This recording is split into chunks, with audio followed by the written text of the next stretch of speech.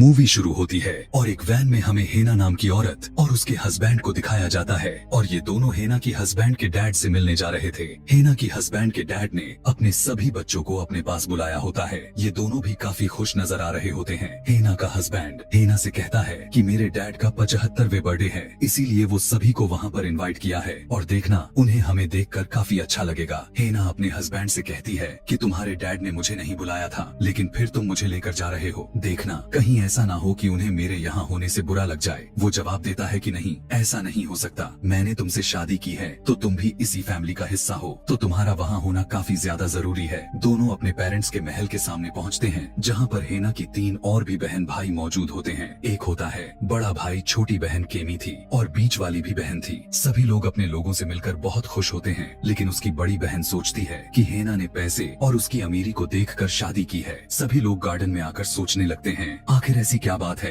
कि उसके डैड ने सभी को बुलाया है। सभी लोगों को यह मानना होता है कि उन्होंने सभी लोगों को अपने जन्मदिन की वजह पर बुलाया होगा कि तभी उनके डैड के एक गार्ड आकर कहता है कि आप लोगों को डैड ने कोई जरूरी बात करनी है आप लोगों से। अब सभी लोग घर के अंदर प्रवेश करते हैं। उसका गार्ड कहता है कि ऊपर वाले कमरे में चलें क्योंकि डैड वहीं पर मिल सकते हैं। सभी लोग ऊपर वाले कमरे में आकर अपने डैड से मिलते हैं और वो इन्हें बताते हैं कि मैंने इस घर में सिक्योरिटी सिस्टम लगवा दिया है ताकि कोई भी अनजान शख्स घर में प्रवेश न कर सके। ये सभी यह सुनकर हैरान होते हैं, कहते हैं कि आखिर ऐसा क्यों। उनके डैड कहते हैं क्योंकि आज रात कोई आने वाला और जो कोई भी है वो मुझे मारने वाला है और मैं तुम लोगों को इसीलिए बुलाया है ताकि तुम सभी मेरी हिफाजत कर सको। यह सुनकर सभी बच्चे हैरान हो जाते हैं और सोचने लगते हैं कि आखिर ऐसा कौन हो सकता है जो डैड को मार सके। उनके डैड उनसे कहते हैं कि मैं तुम्हें इस बारे में तो बिल्कुल भी नहीं बता सकता। सभी लोग कहते हैं प्लीज मजाक ना करे और हमें सच बताए, आखिर वो जो कोई भी है वो ऐसा क्यों कर सकता है। वो कहते हैं कि ये कोई मजाक वाली बात नहीं है, बल्कि तुम इसे बिल्कुल सीरियस लो। और वो अपने बच्चों से यह कहते हैं कि अगर मैं आज रात मर भी जाता हूँ या यह जितने भी मेरी प्रॉपर्टी है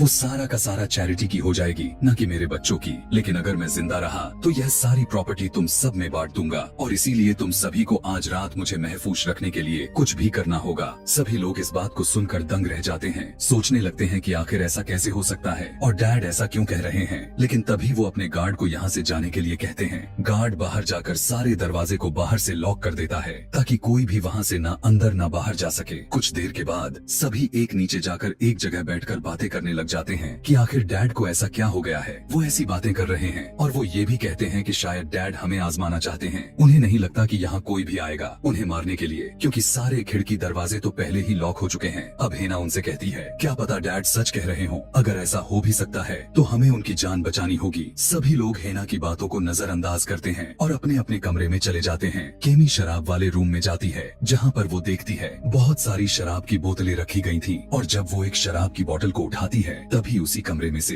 एक अजीब सी आवाज आती है जिसे सुनकर वो काफी डर जाती है और जब उस आवाज की तरफ जाती है तब वहाँ पर कोई भी नजर नहीं आता। तभी उसे किसी की परछाई नजर आता है जो वो उसका पीछा करने लगता है और जब वो उस कमरे से बाहर निकलने की कोशिश करती है तब दरवाजा बाहर से लॉक होता है। लेकिन तभी उसका भाई वहाँ पर दरवाजे को खोलकर उससे पूछता है कि तुम अंदर क्या कर रही थी। केमी उसे बताते हैं कि उसे नीचे किसी की होने का एहसास हुआ है, लेकिन उसका भाई कहता है कि नहीं, नीचे कोई भी नहीं हो सकता। हेना का हस्बैंड उसे लेकर अपने डैड के पास आया। तब उसके डैड कहते हैं मुझे खुशी है कि हेना यहाँ पर आई है, लेकिन मैं उसे अभी अपनी फैमिली का हिस्सा नहीं मानता, इसीलिए मैं तुम्हें मना किया था कि हेना को तुम यहाँ पर ना लाओ। लेकिन वो कहता है कि हम दोनों ने साथ में शादी की है तो हम कैसे इस फैमिली का हिस्सा नहीं हो सकते। केमी के भाई को दिखाया जाता है जब वो पूल खेल रहा था तब उसका शराब का गिलास अचानक से अपने आप ही गिर जाता है, जिसे देखकर वो हैरान रह जाता है और जब वो पीछे मुड़कर देखता है कि उसकी पुल की सारी बॉल इकट्ठी हो चुकी होती है, ये देखकर वो फिर से हैरान रह जाता है। वो सोचता है कि आखिर यह मेरे साथ में क्या हो रहा है। तभी वहाँ पर उसकी दूसरी बहन आ जाती है और दोनों बातें करने लगे। अगले सीन में हम केमी को देखते हैं जो काफी बोर हो रही थी तो वो स्विमिंग पूल में चली जाती है नहाने के लिए। लेकिन जब वो अपने मोबाइल का कैमरा ऑन करती है तब उसके पीछे कोई खड़ा हुआ नजर आता है और जब वो उसे देखने के लिए पीछे मुड़ती है तब वहाँ पर कोई भी नजर नहीं आता।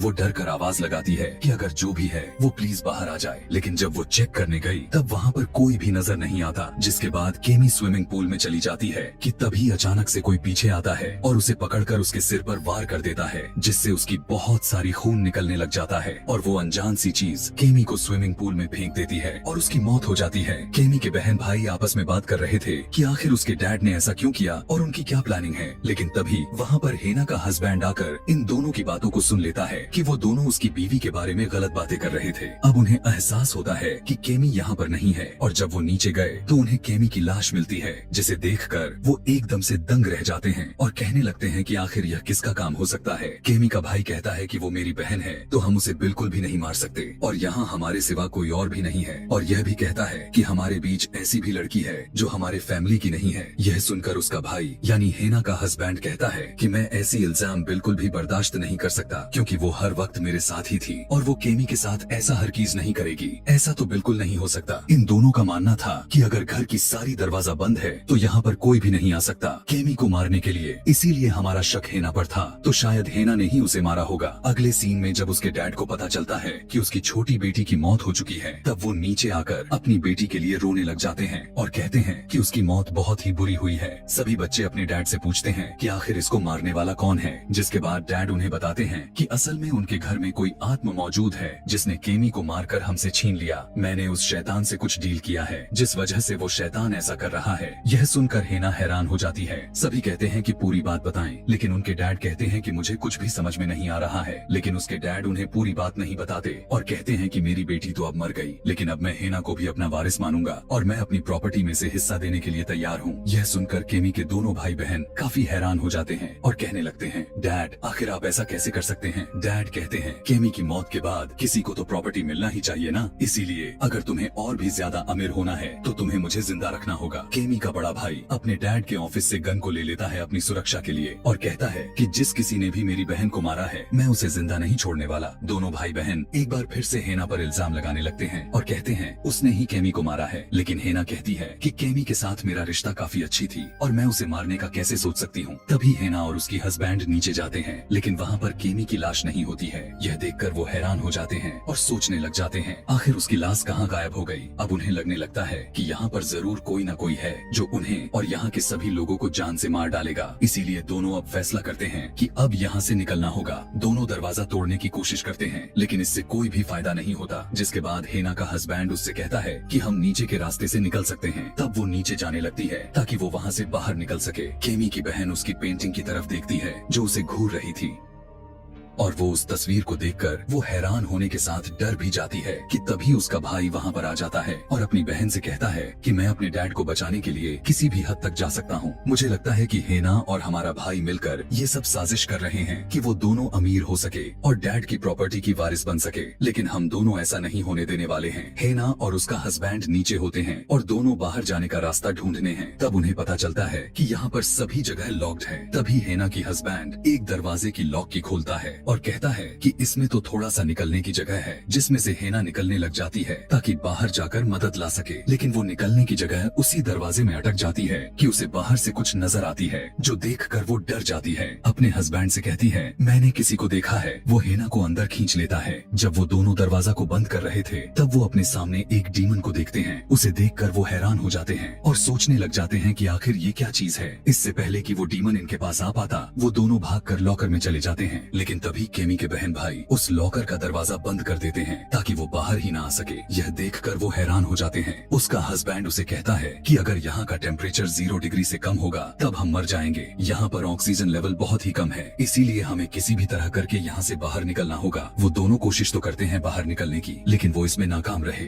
केमी के बहन भाई जब आगे बढ़े तब उन्हें किसी की आवाज आती है। केमी की बहन जब उस चीज को देखने जाती है तब वो चीज केमी की बहन को हवा में उड़ा देती है और देखते ही देखते वो ताकत उसे अपने रूम में लेकर जाती है। फिर जब उसे होश आता है तब वो खुद को रूम में पाकर हैरान रह जाती है। उसे वहाँ पर उस डीमन के पैरों के निशान भी नजर आते हैं। तभी वो केमी के पेंटिंग की तरफ देखती है जिसके माथे से खून निकल रहा था। अचानक से केमी उस पेंटिंग से बाहर आ जाती है, जिसे देखकर वो काफी डर जाती है और केमी उस पर उल्टी कर देती है। तभी केमी का भाई वहाँ पर आकर उस पर गन तान देता है और कहता है कि वो मेरी बहन से दूर रहे वरना मैं तुम्हें शूट कर दूंगा। लेकिन केमी नहीं रुकने वाली होती है। तभी वो उस पर शूट करने लगता है, जिसके बाद जब केमी वहाँ से गायब होती है तब वो देखता है कि गलती से उसने अपनी दूसरी बहन को ही शूट कर दिया होता है, जिससे उसकी मौत हो चुकी है। यानी उसने गलती से अपनी बहन को ही मार दिया। यह जानकर उसे काफी ज्यादा दुख होता है और वो बहुत ज्यादा रोने लगता है। अब उसे यकीन हो चुका था कि ये सब हेना का किया धरा नहीं है, बल्कि यहाँ पर कोई डीमन है जो ये सब कर रहा है। यहाँ पर इनका ऑक्सीजन लेवल कम होने लग जाता है, जिसकी वजह से वो दोनों मरने वाले थे। तभी उनका भाई आकर दरवाजा खोलकर उन्हें बाहर निकाल लेता है और उनकी जान बच जाती है। वो अब कहता है कि मैंने जो देखा उस पर तुम लोग शायद ही यकीन करोगे, क्योंकि मैंने डीमन देखा है। वो दोनों भी उसे बताते हैं कि हाँ, मैंने भी देखा है और अगर उन्हें अपनी जान बचानी है तो उन्हें वहाँ से निकलना होगा। केमी का भाई इनसे कहता है कि तुम दोनों यहाँ से बाहर निकलने का रास्ता ढूंढो, तब तक मैं डीमन का ध्यान भटकाने की कोशिश करता हूँ। जब वो दोनों वहाँ से बाहर निकलने के लिए जा रहे थे तब डीमन उन पर हमला कर देता है, लेकिन वो एक रूम में जाकर खुद को लॉक कर लेते हैं। तभी वो सभी देखते हैं कि बुक शेल्फ के पीछे कोई खुफिया रूम है और जब वो उस रूम को खोलते हैं तब उन्हें अंदर डीमन से जुड़ी बहुत सारी चीजें मिलते हैं। ये देखकर वो हैरान हो जाते हैं और सोचने लग जाते हैं कि आखिर उनके डैड ने ऐसा क्या किया था जिसकी वजह से वो डीमन यहाँ पर आ गया। कि तभी उन्हें वहाँ पर एक डिमोनिक साइन मिलता है जिसके अंदर खून था। केमी का भाई जब डीमन को ढूंढ रहा था तब उसके सामने वो डीमन केमी बनकर आ जाता है और वो बहुत ही बुरी तरह से डर जाता है और अपनी बैलेंस खराब होने की वजह से वो सीधा नीचे गिर जाता है, जिससे उसकी हड्डी टूट गई, लेकिन उसकी गन भी उससे दूर होती है। तभी वो डीमन फिर से उसकी दूसरी बहन का रूप लेकर उसके सामने आ जाता है और वो डीमन उसे अपने गले से लगाकर उसकी बॉडी का सारा खून को पी लेता है, जिससे उसका शरीर पूरी तरह से तबाह हो जाती है और बहुत ही बुरी तरह से उसकी मौत हो जाती है। दोनों जब उसकी चिल्लाने की आवाज को सुनते हैं तब दोनों वहाँ जाकर देखते हैं कि वो भी वहाँ से गायब हो चुका है। यह देखकर दोनों समझ जाते हैं कि इसका मतलब वो भी मारा गया, जिसके बाद वो दोनों वहाँ से फौरन बाहर निकलने का रास्ता ढूंढने लगते हैं।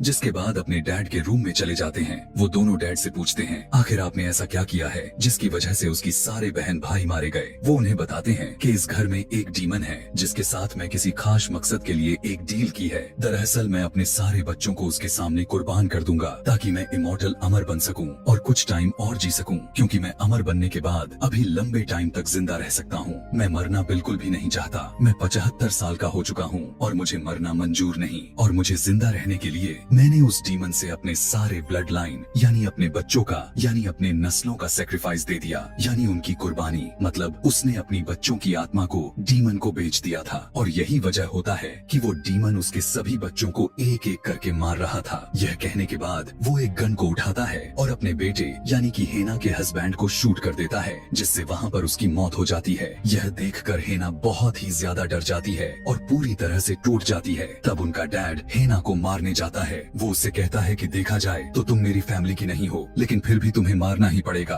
वो उसे भी शूट कर देता है। गोली हेना के हाथ में लगती है जिसकी वजह से वो जख्मी हो जाती है। हेना अपनी जान बचाने के लिए वहाँ से भागकर एक घर में छुप जाती है। जब उनका डैड हेना को ढूंढ रहा था तब वो हेना के सामने रिवील करता है कि असल में नाटक कर रहा था कि मैं तुम्हें अपनी फैमिली का हिस्सा मानता हूँ, लेकिन मैं तुम्हें कभी भी अपनी फैमिली नहीं बना सकता। और मैंने अपने बेटे को बोला भी था कि तुम उसके लायक नहीं हो, लेकिन उसने मेरी बात नहीं मानी और तुमसे शादी कर ली, जिससे मुझे बहुत ही बुरा लगा। तभी हेना को वहाँ पर एक गन मिल जाती है जिसे उठाकर वो उसके डैड को शूट कर देती है कि तभी एक बड़ी सी चीज उसके ऊपर गिर गया जिसके नीचे वो फंस जाता है। हेना उसे बताती है कि असल में मैं और तुम्हारा बेटा एक बर्थडे गिफ्ट लेकर आए थे, लेकिन हम दोनों ने वो गिफ्ट अभी तक तुम्हें दिखाया नहीं, लेकिन अब जब तुम अपनी आखिरी सांस लेने वाले हो तो अब मैं तुम्हें वो गिफ्ट दिखाना चाहती हूँ। वो उसे गिफ्ट दिखाती है जिसके अंदर एक अल्ट्रासाउंड की तस्वीर होती है। वो बताती है असल में मैं माँ बनने वाली हूँ और ये बच्चा आपके बेटे का है, यानी कि आपका पोता, मतलब कि ये भी आपका ब्लड लाइन ही है। और यहाँ पर तुम अपने फैमिली के आखिरी मेंबर नहीं हो, बल्कि यह बच्चा है और अब तुम्हें जिंदा रहने का हक नहीं है, बल्कि मेरे पेट में पल रहे बच्चे का है जो कि तुम्हारे प्रॉपर्टी का मालिक भी बनेगा। मतलब कि इस डील के हिसाब से हेना के पेट में जो बच्चा है वही इमॉर्टल होगा, क्योंकि उनका बाप मरने वाला है। इस बात को सुनकर हैरान और परेशान हो जाता है, पर डीमन भी यह सब सुन रहा था। वो डीमन उसके पास आता है और उस बूढ़े आदमी को काट कर खा जाता है, जिससे उसकी भी मौत हो जाती है। उसके बाद हेना वहाँ से बाहर निकल जाती है और अपने हस्बैंड की तस्वीर देखकर उसे याद करने लगी और रोने लग जाती है। कुछ देर के बाद सुबह हो गई। बूढ़े आदमी का सिक्योरिटी गार्ड अपने मालिक का इंतजार से कर रहा था। जब दरवाजा खुला तब वो देखता है कि दरवाजे बाहर उसका मालिक नहीं बल्कि हेना यानी उसकी बहू निकली है, जिनकी पेट में उनका आखिरी वारिस पल रहा है। इसका मतलब उन सारी प्रॉपर्टी के मालिक और कोई नहीं बल्कि हेना हो जाती है। अब सारी जायदाद की मालकिन बनने के बाद वो गाड़ी में बैठकर वहाँ से निकल जाती है, लेकिन वो अपने हस्बैंड को खोकर रो रही होती है और उसे बहुत दुख होता है। और इसी के साथ यह कहानी यहीं पर समाप्त हो जाती है। Thanks for watching.